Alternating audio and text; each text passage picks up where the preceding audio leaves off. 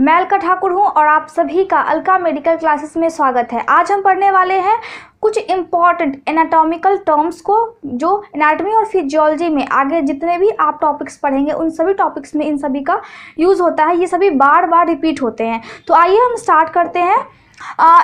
Anatomical terms में सबसे पहली जो टर्म है एनाटॉमी, वो इसका क्या मतलब होता है। Anatomy is the science that deals with the structure of the body and relation of one body part two another body part.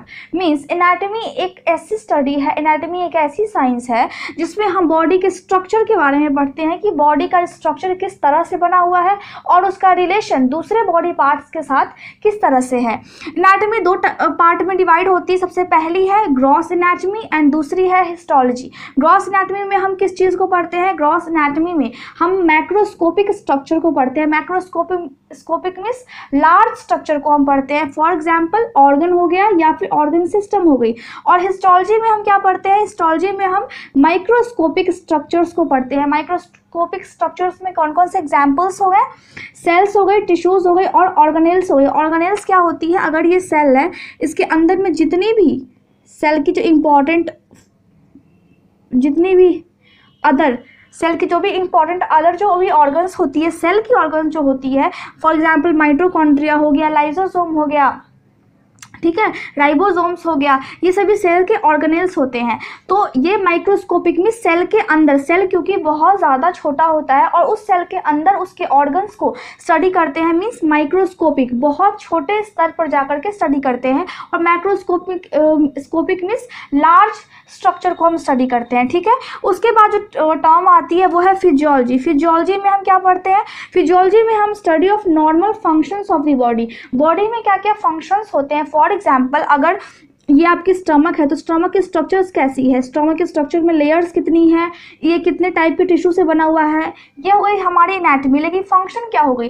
Function ये किस तरह से डाइजेशन में हेल्प करती है, फंक्शन ये किस तरह से मेटाबॉलिज्म में हेल्प करती है, किस तरह से एसिड सिक्रीट होता है और वो डाइजेशन में हेल्प करता है, ये हो गई हमारी फंक्शन। तो फंक्शन को हम क्या बोलेंगे? फिजियोलॉजी। और जो स्ट्रक्चर्स हो गई उसको हम क्या बोलेंगे? एनाटॉमी। उसके बाद हम देखते हैं पैथोलॉजी। पैथोलॉजी में हम क्या पढ़ते हैं? पैथोलॉजी में हम कॉजेस पढ़ते हैं और इफेक्ट पढ़ते हैं कोई भी डिजीज़ का, या फिर अगर इंजरी हो जाती है बॉडी में तो उसका हमारे बॉडी पे क्या इफेक्ट पड़ती है, उस कंडीशन को हम पैथोलॉजी में हम पढ़ते हैं। Medial means nearer to mid line. Mid line क्या होती है? बॉडी, अगर ये आपकी बॉडी है, मैं बस ऐसे ही रफली बना देती हूँ, ठीक है। ये और बॉडी को हम दो इक्वल पार्ट में डिवाइड करेंगे तो ये हो गई हमारी मिड लाइन। और मिडिल का मतलब होता है मिड लाइन के पास। मीन्स अगर हार्ट है तो हार्ट क्या हुआ? मिड लाइन के पास है। इसके एग्जांपल्स में आप हार्ट को ले सकते हैं। तो medial means nearer to mid line. Lateral means क्या होती है? Side of the body. Side कैसे हो गई? जैसे हमारी ये आर्म है, ये हमारी लिम्ब है, ह्यूमरस है, तो ये साइड हो गई, मिड लाइन के साइड में हो गई, ठीक है। प्रोक्सिमल का मतलब होता है nearer two point of attachment of limb. Means अगर ये जो ह्यूमरस है ये यहाँ पे अटैचमेंट है, ये यहाँ पे शोल्डर के पास अटैचमेंट है, तो ये ह्यूमरस किसके पास हुआ? ये शोल्डर, ये जो स्कैपुला है इसके अटैचमेंट में ये है, तो मीन्स ये ह्यूमरस अटैचमेंट में है, पास में है, अटैचमेंट में है और साथ में ही पास में है, तो उसको हम बोलेंगे प्रोक्सिमल। डिस्टल क्या हो गई? डिस्टल मीन्स रेडियस और अलाई इस अटैचमेंट के से दूर हो गई, इसका मतलब है कि डिस्टल हो गई। Further from a point of attachment of limb. Limb means क्या होती है? आपकी हैंड्स और जो लेग्स होती है उसको हम लिम्ब बोलते हैं, हाथ और पैर को। तो डिस्टल मतलब दूर और प्रोक्सिमल मतलब पास। इंटीरियर और वेंट्रल का क्या मतलब होता है? Near the in front of the body. For example इसका हम ले सकते हैं कि स्टर्नम पास में और या बॉडी के सामने। स्टर्नम जो होती है वो क्या हो गई? मिड लाइन के पास भी है और सामने से भी है, तो क्या हो गई?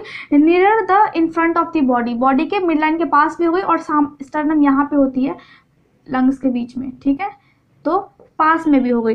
पोस्टीरियर और डोर्सल क्या होती है? Posterior means near back of the body. Back means क्या हो गई? पीछे में हमारा क्या है? वर्टिब्रा है। इसका मतलब है कि स्टर्नम तो आगे से है जो कि इन फ्रंट में है और मिड लाइन के पीछे से क्या है? वर्टिब्रा। तो पास में भी हो गई और फिर वो बैक भी हो गई, तो उसको हम बोलेंगे बैक ऑफ दी बॉडी का मतलब होता है पोस्टेरियर या फिर डॉर्सल। तो हम बोल सकते हैं कि वर्टिब्रा जो है वो हमारे बॉडी के पोस्टेरियर में है या फिर डॉर्सल में है, ठीक है। उसके बाद सुपीरियर क्या होती है, superior means near the head, head के पास होती है, उसको हम सुपीरियर बोलते हैं। अब हेड के पास क्या होगी, अगर हम स्कैपुला को देखें तो वो हमारे ये स्कल जो है, ये जो स्कल है और ये जो स्कैपुला है, स्कैपुला को हम क्या बोलेंगे कि जो हेड के पास में है, ठीक है। और inferior further from the head.